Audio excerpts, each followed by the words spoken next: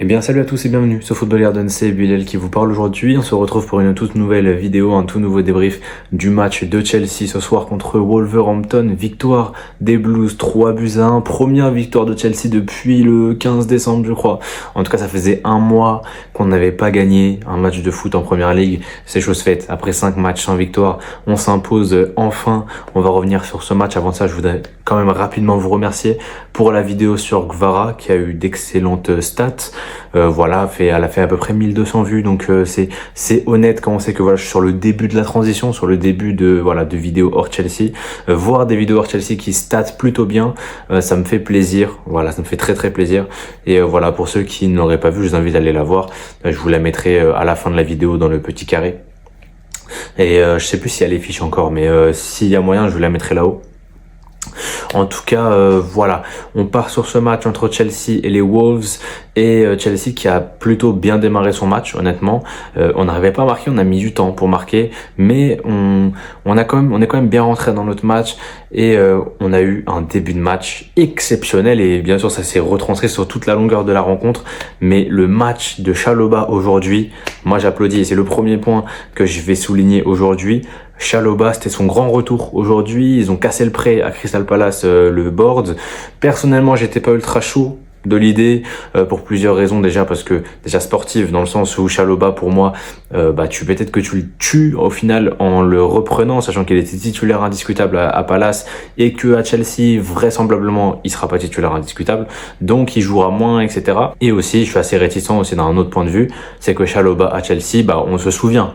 On se souvient des matchs de Chalobah à Chelsea, à part la première saison quand il arrive là avec Tuchel, où je l'ai trouvé plutôt correct. Les saisons d'après, les 2 saisons d'après, il a pas été incroyable. Voilà, il a pas été incroyable. Non, c'était la saison d'après ou les saisons d'après. Les saisons d'après, je crois. Les 2 saisons d'après, c'était un peu plus compliqué. Il faisait des matchs vraiment dégueulasse pour dire les termes. Donc voilà, là le voir faire un match de patron comme aujourd'hui, ça a fait plaisir, ça a fait très plaisir. Voilà, je vous mets la compo, je vous l'affiche. On n'avait pas de Enzo Fernandez, pas de Romeo Lavia, Sancho était sur le banc, et en défense centrale du coup il y avait pas Colwill qui était du coup blessé, malade, je sais pas vraiment. Et donc du coup on avait une défense centrale Tosin, Chalobah, et franchement ils ont fait le boulot aujourd'hui. Tosin et Chalobah, ils ont fait le boulot. On n'a pas le clean sheet à cause, encore une fois, et aujourd'hui, je vais le dire, parce que beaucoup de gens vont cracher sur Sanchez. Franchement, vous pouvez. Pour moi, Sanchez, il est fautif, mais le plus gros fautif dans l'histoire, c'est la FA, c'est le championnat anglais. Pourquoi? Parce qu'ils ont autorisé les joueurs à s'approcher du gardien. Je ne comprends pas dans quel monde est-ce que c'est possible que les mecs puissent mettre 2 joueurs sur le gardien et l'empêcher de bouger. Parce qu'aujourd'hui, je sais pas si vous avez vu l'action dans la POV de Jackson, dans la POV de Sanchez. En fait, avant d'aller chercher le ballon, essayer d'aller le chercher, il a un joueur au contact qui va pousser pour après y aller. Sauf qu'en fait, le problème, c'est qu'il n'a pas le temps de bien se positionner, il n'a pas le temps de bien voir où va le ballon, la trajectoire, etc. Parce que le mec, il a un joueur sur lui qui le gêne. Et ça, c'est le cas à chaque match. United, ils ont pris la même chose. Le corner rentrant de Matheus Cunha, il y a quelques semaines, là. Le corner rentrant, c'est un joueur de Wolverhampton qui tient Onana. Pareil à Arsenal. Arsenal, ils font ça depuis 2 ans. Moi, je vous le dis, et je le redis, je le re-redis, mais cette règle-là, ou je sais pas ce qui se passe, cette absence de règles finalement plutôt, je pense. Cette absence de règles, c'est ce qui crée quelque chose de mauvais. Ça crée quelque chose de mauvais. Là, faut faire quelque chose. Faut faire quelque chose avec cette règle. J'ose espérer que ce sera la dernière saison où on verra ça. Parce que oui, Sanchez se trompe dans la trajectoire du ballon. Et oui, il est fautif. Il est fautif au final. Mais on va pas se mentir. Le gros problème, c'est cette règle inexistante pour contrer les joueurs qui bloquent le gardien sur les corners. Ça devrait être interdit ça devrait être interdit de toucher le gardien sur un coup de pied arrêté. Mais en plus de ça, il l'attrape, il l'empêche d'avancer. Des fois, ça lui attrape le bras. Je crois que c'est Onana, ça lui avait attrapé le bras. Non, franchement, faut arrêter. Faut arrêter, les gars. Faut vraiment arrêter, c'est grave. Du coup, on arrive à la mi-temps à 1 partout. Moi, ça m'a fait peur, je vais pas mentir. Là, j'ai revu les scénarios de tous les matchs d'avant qui se sont répétés dans ma tête. Et on arrive en deuxième mi-temps et on fait le taf. On fait le taf d'abord avec ce corner ou ce coup franc, je sais plus, corner, je crois. Tête, du coup, de Chalobah. Non, but de Madueke, c'est le dernier. Je suis un ouf. Excusez-moi, c'est d'abord c'est Cucurella, le deuxième but. C'est du coup un centre de Madueke qui a vraiment fait un bon match aujourd'hui, je trouve. Voilà, c'est de très loin le meilleur offensif aujourd'hui. Et voilà, déviation de la tête de KDH qui a pas fait un match dégueulasse aujourd'hui honnêtement. Directement sur Kukureya, contrôle poitrine, reprise de volée. Voilà, il s'est pas posé de questions. Le mec c'est un 9 en fait dans l'âme. Dans l'âme c'est un 9. Et l'enchaînement c'était un enchaînement offensif, c'était un enchaînement à l'attaquant. C'était pas un enchaînement de latéral avec tout le respect. Mais voilà, contrôle poitrine, reprise de volée, 2-1 et 5 minutes plus tard, du coup voilà, la tête de Chalobah qui pour moi rentre, hein, Madueke, il lui vole le but. Mais Madueke ce voleur, il sait déjà un bon match. Franchement, s'il avait donné le but à Chalobah, il aurait fait un match all-time. Il aurait fait un match all-time. En premier match pour son retour, il aurait fait un match all-time. Bon, il a la passe D quand même. Mais voilà, Madueke, ce voleur là, il a bien pété le but. Mais voilà, il met un coup de tête pour marquer. Et ça fait du coup 3-1. Après ça, je trouve qu'on n'a pas trop existé offensivement. Il y a le but hors jeu de Jackson. Pour qui maintenant, ça fait 6 matchs d'affilée sans marquer. Ça commence à faire beaucoup, comme disait pour l'attaquant sénégalais. Il fait pas un match catastrophique, mais il fait pas du tout un bon match, honnêtement, et sa finition est belle. Sa finition est belle, mais il part avec 3 mètres d'avance. Ça se voit à vitesse réelle qu'il est hors jeu, donc c'est dommage. Palmer, aujourd'hui, il a pas été incroyable. Je l'ai pas trouvé très bon, j'ai trouvé plutôt moyen aujourd'hui.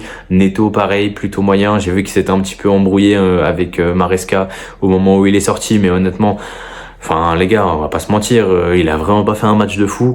Le milieu de terrain, il s'est géré. Caicedo, je l'ai trouvé plutôt bon. KDH aussi, comme je l'ai dit tout à l'heure.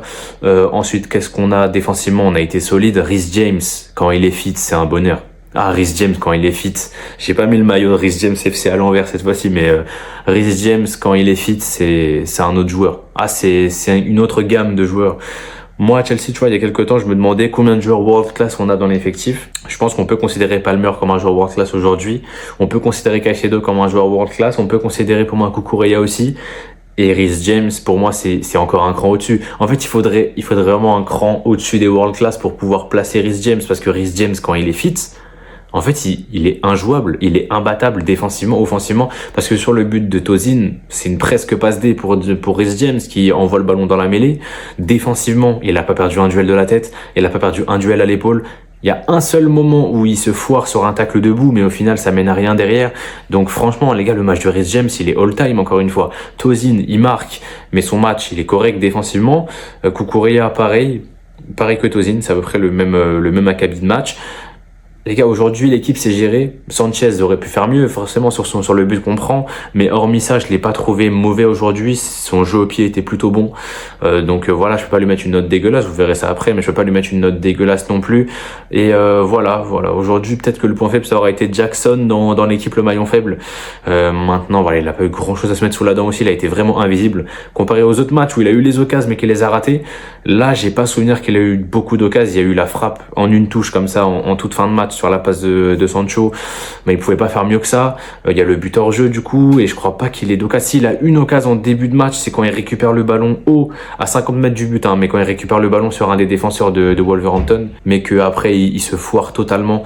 Mais bon, voilà, c'est du Jackson, hein. Là depuis 6 matchs, on est sur un joueur compliqué. Au niveau des stats, je vais vous les afficher. 63% de possession, on a plutôt bien dominé dans la rencontre. 19 tirs à 9, 7 tirs cadrés à 4. 3,15 XG, bon, bien aidé par la tête de Madueke. Je suis allé vérifier au cas où. La tête de Madueke, c'est un 0,97 XG. Alors, je sais pas comment on arrive à 1 de XG, parce que là, vraiment, je pense qu'on peut pas faire plus tapine que sa tête. Je ne comprends pas comment c'est plus tapine en fait. Pour moi c'était 1 et 2 XG, mais en fait non, c'est 0,97. Je pense qu'ils se disent qu'il y a forcément moyen de rater en fait. Mais voilà, il a marqué un 0,97 XG. Donc voilà, hormis ça, on était sur un 2 XG, hormis cette tête. Donc c'est quand même un match plutôt abouti. En face, ils ont pas fait grand chose, ils ont pas créé grand chose. Wolverhampton, c'est très compliqué. Ils sont 17e de Première Ligue.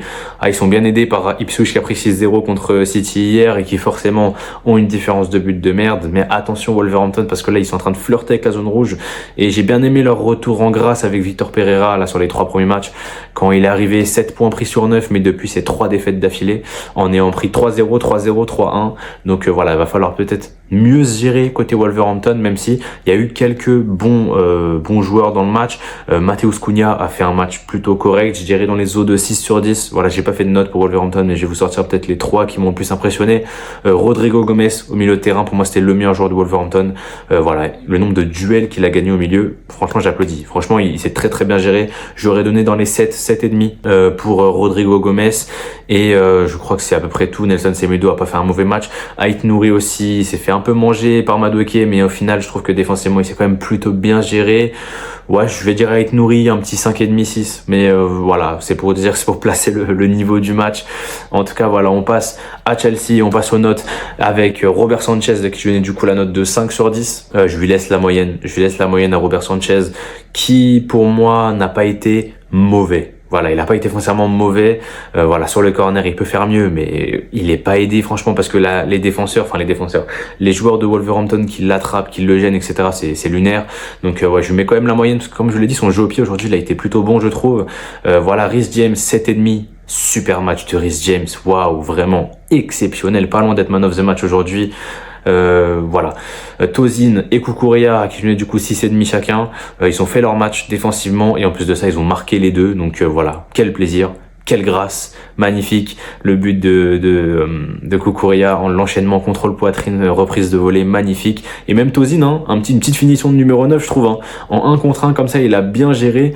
Et 6,5 chacun. Chalobah, man of the match pour son retour, ça fait plaisir les gars, ça fait très très plaisir, parce que Chalobah c'est un joueur avec qui on a eu beaucoup de difficultés, c'est un joueur qui a eu beaucoup de mal, mais aujourd'hui il a fait un match de patron, défensivement, offensivement, tout, le nombre de ballons qu'il a envoyé par-dessus la défense, même Reece James aussi l'a fait, et ça c'est quelque chose qu'on retrouvait très très peu jusqu'à maintenant, c'est quelque chose qu'on retrouvait très très peu, alors que Colwill sait le faire, mais on le retrouvait assez peu, et voilà, que ce soit James ou Chalobah, les deux ont vraiment proposé quelque chose de nouveau à cette équipe de Chelsea là, et ça fait plaisir, c'est pour ça qu'il est man of the match logiquement. De mon côté, je pense que ce sera pareil pour David et pour Axel, je sais pas si Axel va faire le débrief, et Kevin, je crois pas qu'il met des notes, mais je pense que pour tout le monde ça va être quelque chose d'assez récurrent. Chalobah sera man of the match ou un des meilleurs dans tous les cas. Le double pivot, 6 chacun, ils se sont gérés, KDH fait sa petite passe D de la tête, voilà, un match intéressant pour les deux. Caicedo défensivement était plutôt bon aujourd'hui, et devant 5,5 pour Neto, 5,5 pour Palmer, qui ont fait des matchs moyens plus on va dire, mais je peux pas mettre plus que ça. Je peux pas mettre plus que ça. On est où? Neto, Palmer, c'est bon, ouais, j'ai bugué. Madueke, 7,5 qui a fait un top match sur son côté. Vraiment, il a fait beaucoup de différence. Il a beaucoup tenté et il a réussi. En plus de ça, il plante son golasso. Voilà, la petite célébration pour les caméras là avec son gros crâne là. Voilà, magnifique. Super match de Madueke. Franchement, j'ai bien aimé. J'ai beaucoup apprécié et je pense que là, il aura peut-être son billet pour être titulaire contre City la semaine prochaine. On va voir, ça peut être intéressant pour lui.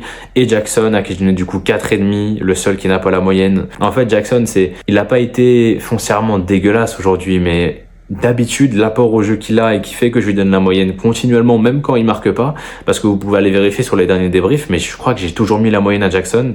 J'ai toujours mis 5,5, voire 6 quand il avait fait sa passe D, je crois que c'était c'est contre qui qu'on a joué la semaine dernière, contre Bournemouth. Mais là aujourd'hui dans le jeu il a été nul. Dans le jeu il a été nul aujourd'hui Jackson. Donc apport au jeu il était pas là, finition elle était pas là. Donc les gars je peux pas lui donner la moyenne. Je peux pas lui donner la moyenne à Jackson aujourd'hui qui a pas fait un bon match. 4,5 pour moi. Et encore 4,5 je trouve que c'est peut-être un peu gentil. Je pense que certains vont lui mettre encore moins. Donc voilà pour Jackson, 4,5 sur 10. On passe sur le banc que je n'ai du coup 5,5 à Gusto et Sancho qui ont fait des entrées remarquées. Voilà, une petite entrée sympa. Dissassi je lui ai mis 5, il a fait une entrée moyenne, correcte, il a rien fait de bizarre, mais il a rien fait de bien non plus. Donc voilà, et Félix et Georges, on va pas revenir dessus, à part que le commentateur de Canal m'a fait exploser de rire. Non, parce que déjà, pendant 2 minutes, il était persuadé que c'était Achimpong qui allait rentrer. Donc attends, Madueke sort, ils se disent attendez, mais Madueke qui sort à la place de Achimpong, ça c'est un choix très défensif de la part de Maresca. Et il a vraiment fallu attendre qu'il y ait l'indication en haut là au niveau du panneau d'affichage qui est écrit que Georges rentrait pour qu'il se rende compte que c'était Georges. Et attention, là c'est la cerise sur le gâteau. Non, parce que Taheric et Georges, on n'a rien dit. Taheric et Georges, franchement, je me suis dit peut-être ça se trouve, vas-y, Belex, c'est comme ça que ça se prononce. Mais là, typique Georges. Non. Ça l'a appelé typique Georges.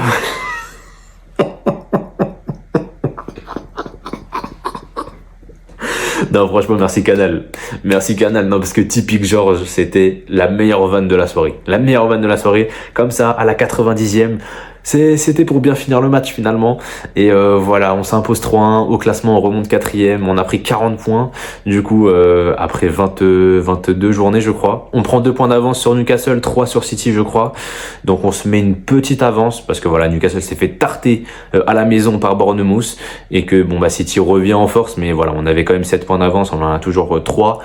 Et on revient du coup à 4 points de Nottingham et de Arsenal. Arsenal qui a fait match nul ce week-end. Et Liverpool qui sont toujours très très loin. Et je crois qu'ils sont à 10 points là maintenant, Liverpool. Donc voilà. Je crois qu'ils ont en plus de ça un match en moins. Donc ils peuvent peut-être même passer à 13 points d'avance sur nous. Mais en tout cas voilà, on est de retour dans le top 4. Ça fait plaisir. Avant le match contre City, un match décisif la semaine prochaine. À voir si on pourra aller titiller cette équipe Citizen qui, on rappelle, joue le PSG demain. Donc ils jouent le PSG 3 jours avant. Moi je trouve qu'il y a peut-être un moyen. Il y a peut-être un monde, franchement, peut-être que je suis un ouf, mais je me dis qu'il y a peut-être un monde. En tout cas, voilà, moi je vous laisse là-dessus, c'était Bilal de la chaîne Football Garden, portez-vous bien, et la paix sur vous.